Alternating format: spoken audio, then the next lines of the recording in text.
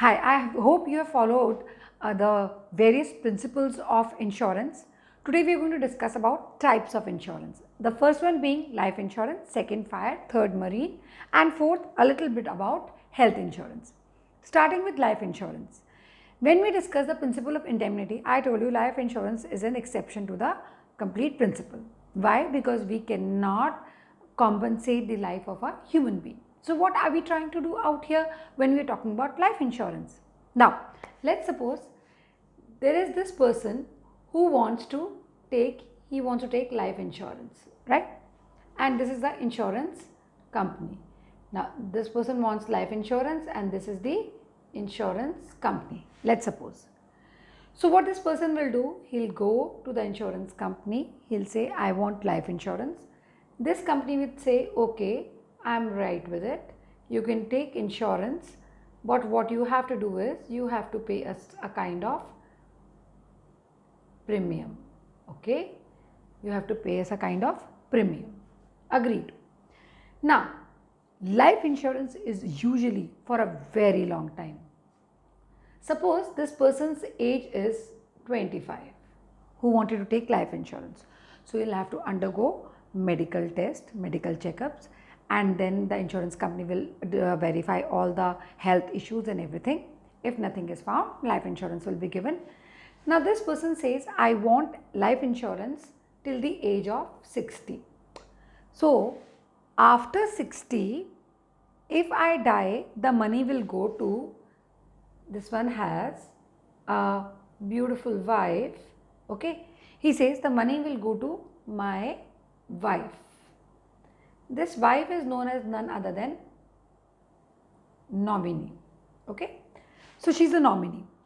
Money will go to the wife, or if he doesn't die, the money will remain with him. If he dies in between here at the age of 50, then also the money will go to wife or maybe children if they are the nominees. Otherwise, till the age of 60, the money will be with the insurance company. After that, the person will get the money. He can take the money all together and then spend accordingly. That is, after retirement, he can get the benefit of the savings, or where at the time of age when he cannot do a job anywhere else, he can use his insurance money as a monthly small installment based income, so that he can live up to his expenses, general expenses, whichever he has to bear. People do life insurance with this intention. So if they are not there, their family gets the benefit. If they are there, they will enjoy the benefit themselves. Let's read. Life insurance may be defined as a contract in which insurer, in consideration of a certain premium, either in lump sum, not together, or by other periodic payments, agrees to pay to the assured. Now, who's the assured? The person who's taken insurance. And insurer, we know the company.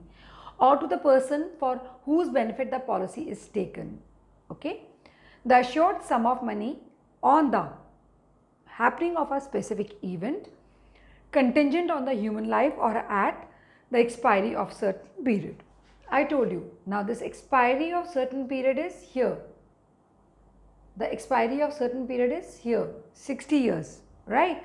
At the happening of the event, where is the happening of the event? A person for whose benefit sum of money period, contingent on human life, specified event. Event is at the age of 50, he died. Both the things are taken into consideration. So that is what is life insurance all about.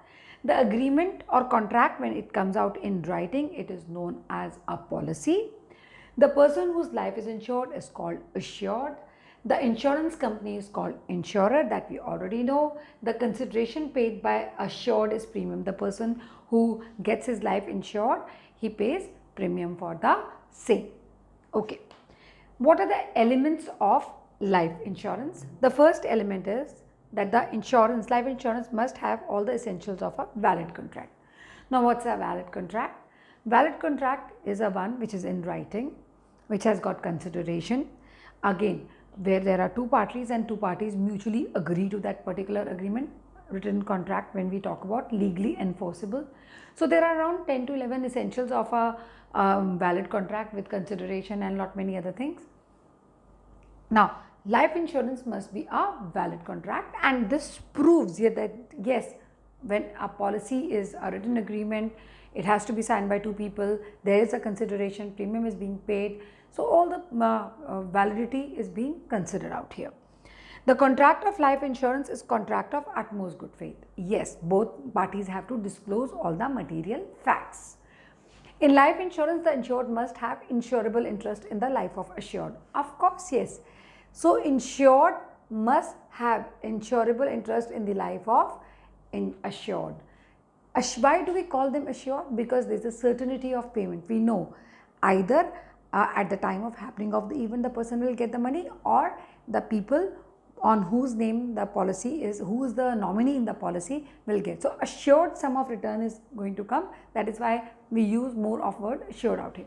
So, there should be, there is something called that there should be insurable interest when the insurance policy is being taken. We did that in the principles, if you remember.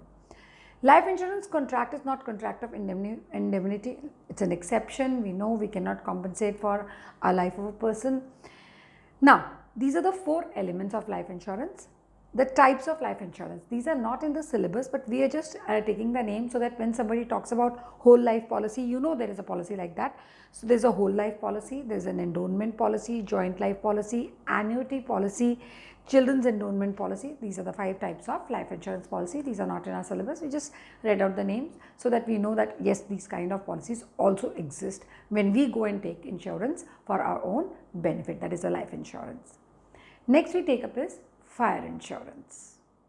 Next is fire insurance. Now, what is there in fire insurance? Again, suppose this person wants to he wants to insure his house against fire, right? This person, he wants to take up the insurance, he goes to the insurance company. Always remember, this insurance company will be with this, right? He wants to protect his house against fire. He can take this fire insurance. Now, suppose this asset is worth 10 lakh, okay? It is worth 10 lakh. So, first the insurance company will assess the value of the property and then insure it against the fire. Of course, fire being the natural cause, not that he deliberately set his house on fire, that since it was insured, no, not that way.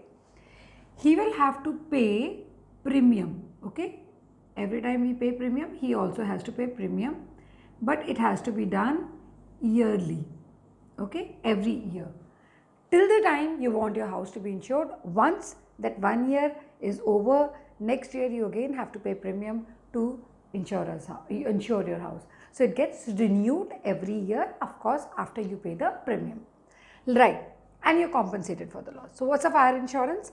Fire insurance is a contract whereby insurer, in consideration of premium, always insurer will take premium and in consideration of that paid undertakes to make good any loss or damage caused by fire during a specified period up to the amount specified. So, amount specified is here. I have told you it could be yearly or whichever way it is in the policy. The fire insurance policy is for a period of 1 year, like I told you just now, 1 year, after which it is to be renewed. So, there is a renewal from time to time. The premium may be paid either in lump sum or installments, whichever way, or you can pay together. Lump sum means together, or in installments. A claim for loss by fire must satisfy the following. There must be actual loss. Actual loss means natural cause. There should be a fire, not that you set your house on fire. Fire must be accidental and not intentional. This is again, so there should be actually fire, actual loss should be there, and it should be accidental, not intentional. Elements are the insurer is liable to compensate only when fire is the proximate cause, exact cause, nearest cause, the real cause of damage or loss. The contract of life insurance is contract of, the contract of fire insurance. This word is out here wrong. The contract of fire insurance is contract of utmost good faith. Undoubtedly, it's utmost good faith. All material facts must be disclosed by both the insured as well as insurer. In fire insurance, the insured must have insurable interest in the subject matter of the insurance. Of course, whatever you're taking insurance for, there has to be some kind of pecuniary or monetary interest in case if you get your house protected against fire, or you get your factory protected against fire. In that case, you are going to suffer a pecuniary loss. So you have to take that into consideration. And the contract of fire insurance is a contract of strict indemnity. You will be compensated for the loss, and we will make you reach to the same position at which you were before happening of this event. This is what is all about fire insurance. Next we come to is marine insurance. The last type of insurance we are going to do today is marine insurance. Now what exactly do we mean by marine insurance? I'll just draw this also for you, since I've been doing all other insurance. Now this is a person who owns a ship. Now my ship is going to be like this, okay? So you don't have to, it's more like a boat, but okay, I have a ship like this. Fine. Now this is the insurance company, right? This is a person who owns a ship, and now this is the insurance company. This person talks to him, he says, I want to get my ship insured. He says, it's okay, you pay the premium, and you can get your ship insured. Now, you want to get your ship insured or the goods? These are the goods kept in the ship. So, you want to get the goods or cargo insured, you want to get the ship insured, or whenever you're going to send your ship for a voyage, okay, you want to get it insured against or for the voyage. What is your decision? He says, of course, cargo will be insured, ship will be insured, and it's for that voyage, because sometimes ship may go for 6 months, or it may go for 1 year, or it may go for 2 years. So that kind of an insurance is required. So what is marine insurance? Against the perils of the sea. A marine insurance is an agreement whereby insurer undertakes to indemnify. Indemnify means compensate the insured in the manner and to the extent thereby agreed against in the marine insurance. Marine insurance provides protection against loss by marine perils or perils of sea. Example are collision of ship attacked by enemies, or maybe it is abducted by pirates. So these are the things which are covered under the marine insurance. Now we have types of marine insurance. Like I told you, you get the complete ship insured. Since the ship is exposed to many damages at sea, the insurance policy is for indemnifying the insured for the losses caused by damage to the ship. So the complete ship is insured out here. Second, an insurance policy can be issued to cover against risk like risk of theft or loss of goods to cargo. So that is again the cargo, the goods, this is being insured. This is the thing we talked about. Third, if the cargo does not reach the destination due to damage or loss, or when you're just traveling in transit, the ship sinks or something happens and it does not reach the destination, people will not pay the freight. So shipping company is not paid freight charges, right? So freight insurance is for reimbursing the loss of freight to shipping company, that is insured. The shipping company should get the money for the voyage or the freight to be taken. So that freight is paid by the insurance company, because you can't do everything for the other person for free. Now this is all about marine insurance. The different type of elements for marine insurance are, so we have out here elements of marine insurance. The first element is insurable interest must exist at the time of loss, but not necessary at the time when the insurance policy was taken. Of course, when pecuniary interest will be possible only at the time of loss, because initially the ship is going to go, the good doesn't belong to you, the freight is not a problem, you're not very sure about it. So what you say is that insurable interest, what you're talking in terms is that it must exist at the time of loss, but not necessarily at the time when the policy was taken. So when there is loss, that insurable interest should be there, you should be compensated for it. The contract of marine insurance is a contract of indemnity. Of course, yes, compensate and make you reach to the same place. Contract of marine insurance is a contract of utmost good faith. Both the parties must disclose all material facts. The principle of cause proxima also is also applicable into marine insurance. Yes, exact cause, the nearest cause, the most appropriate cause is what we talk about when we talk about proximate cause. So that's all about fire, life and marine insurance. We have another topic which is called health insurance in your syllabus, and we'll be doing that health insurance, but major topics are life, fire and marine insurance. So the next topic we're going to talk about is health insurance. This is the only type of insurance apart from life, fire and marine insurance which you have to cover in your +1 syllabus. Now, when we talk about health insurance, it's exactly like the other type of general insurance, but then here what the thing is that in India we have Mediclaim policies under which any expenses which are related to your health insurance will be reimbursed or taken up by the insurance company. Again, you have to pay premium for the same. That premium is either an installment or lump sum, and also that premium is paid according to the kind of policy you have taken. So, health insurance is a safeguard against rising medical costs. Here we cover the only medical costs. Health insurance policy is a contract between insurer and an individual or group. So, there is an individual or group, of course. If there is an insurance company, then there is insured or a group of people the companies take for their employees where they are accident prone, in which the insurer agrees to provide specified health insurance at agreed upon price, that is a premium. Premium may be repayable either in lump sum or in installments, like I have told you. Health insurance usually provide a direct payment or reimbursement for expenses associated with illness and injuries. So, when we talk about the health insurance, you actually get direct payment or the money is reimbursed. Direct payment here means that your medical bills will be taken up care of by the insurance company, or once you pay the medical bills, later on that money will be reimbursed by the insurance company from which you have taken the health insurance.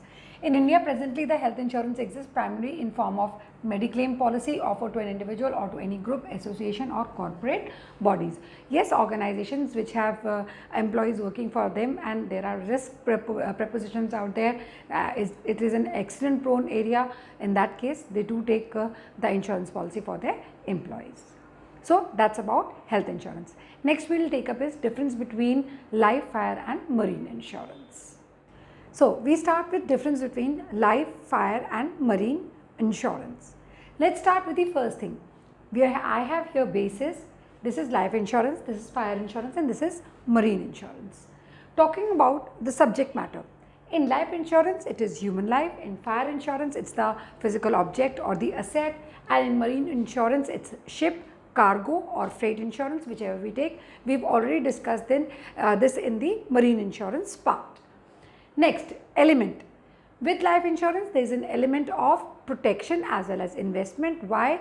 Because you get protected for your life, you get insured for your life, and investment, there is certainty of payment. So, in case if the person who has taken up the insurance, he dies, his nominees get the money. So, there is certainty of money, that is kind of an investment, and if he does not die, if the period gets over, he certainly gets the sum, the person who has taken the insurance.